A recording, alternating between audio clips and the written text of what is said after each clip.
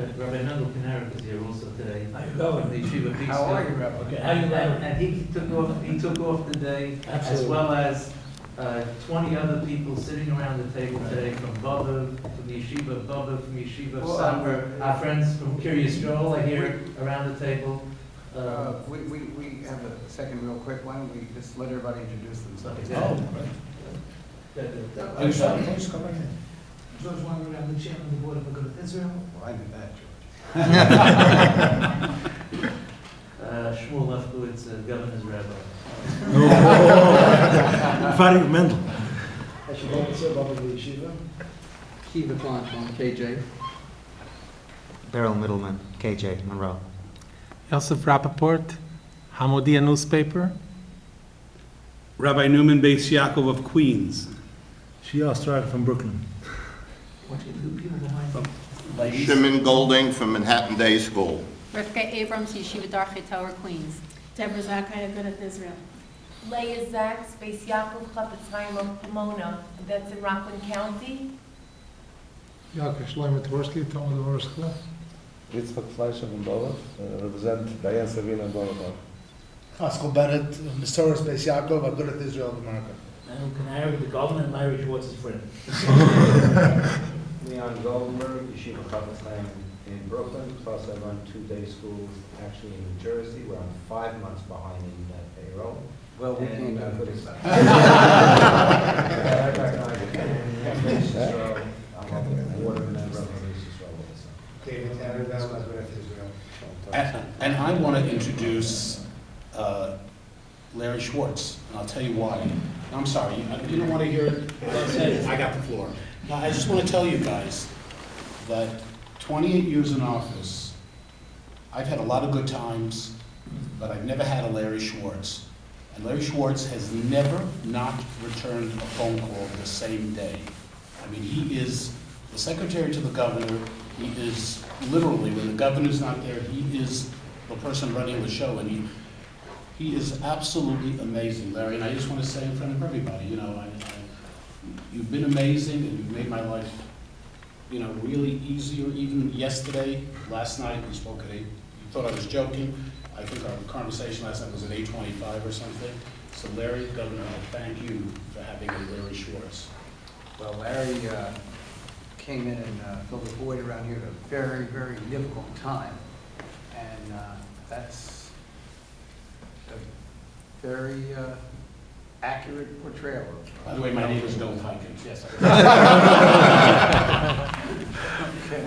So, well, as in any case, when we get this kind of a request, you know, we'll take a look at it. We just have to tell you that the reason I cited the other kinds of changes that we're making is that it is very difficult to be governor right now.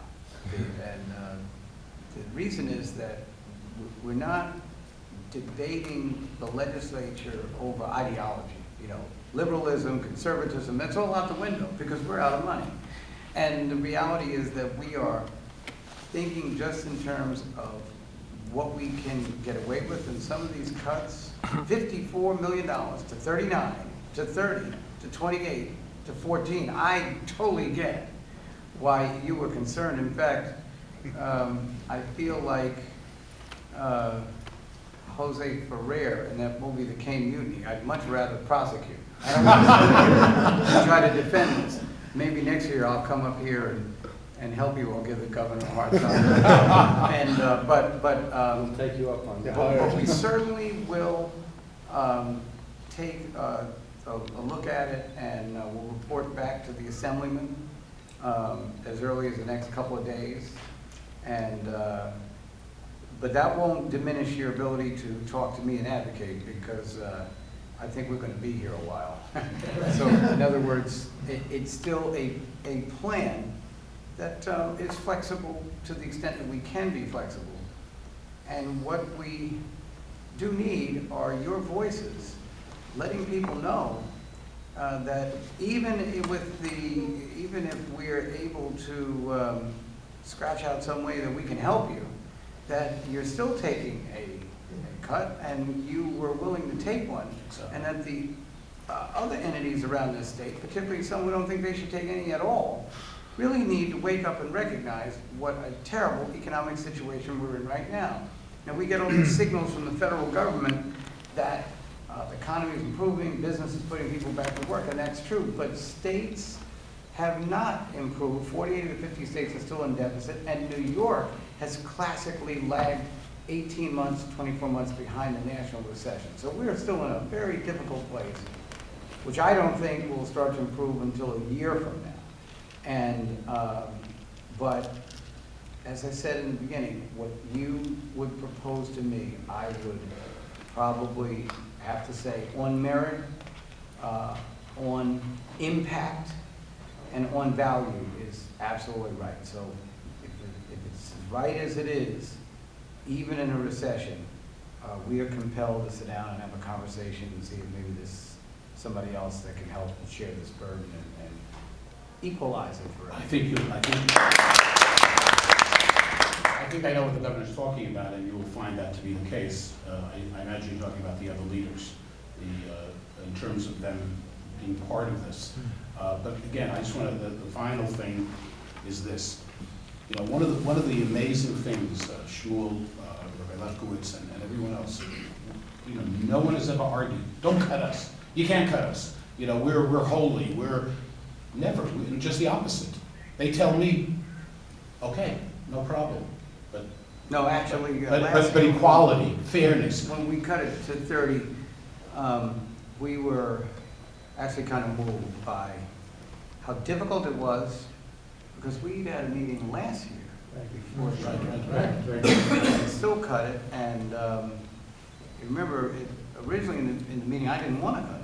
Right. And what happened was that the deficit, which I think we met in December of 2008, and the deficit was about 12 billion at the time, and it got up to nearly 18 billion, and that's why I eventually had to do it.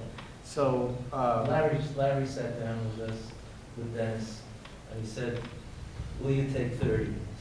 I mean, basically, and you know, he's a good negotiator, Larry. And the truth is, I consulted with my colleagues, because it doesn't only affect me personally, it doesn't affect me personally at all. It affects the yeshivas that we represent, that Agudath Israel represents, and they said, look, 30, it's a deal, and even though the cut is severe, but we understand that there's a budget deficit, and we understand that we have to work together. If we're going below 30, to come back with a $14 million cut is really, really very Look, if the public schools are being cut 5%, we accept 5%. Shouldn't be 6. Why? Why should it be even 1 point more? Governor, if I could just, as one of the few parents here in the room, specifically acting as a parent with the administrators of the yeshivas, it's unbelievable to actually connect, the disconnect between being a parent and seeing the yeshiva in action and seeing government, that whole synthesis. What's happening on the street, Governor, as you well are aware, our parent bodies are struggling mightily. They are having a hard time paying their rent, foreclosures, God forbid, utility payments, and of course tuition. The yeshivas have been generous. The yeshivas have been more than generous. But the yeshivas don't have the same endowments that the city or the universities or higher education have. They're just yeshivas trying to make it. And they're having a hard enough time making those payments that they have to make.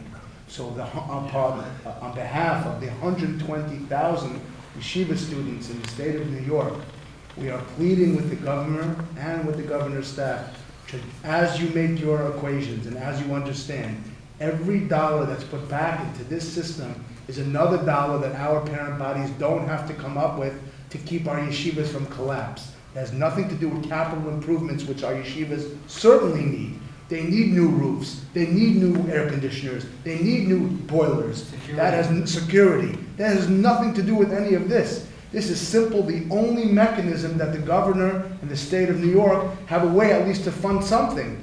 And the cuts, of course, are painful, but we are pleading on behalf of the parent body as well as the administrators to please don't forget, these are the same parents that are hurting every day. Just one more cut, one more cut. We can't handle it anymore, it's just too hard. I just want to say, I really appreciate what you said, Governor, and the commitment to help us and to be in touch with us.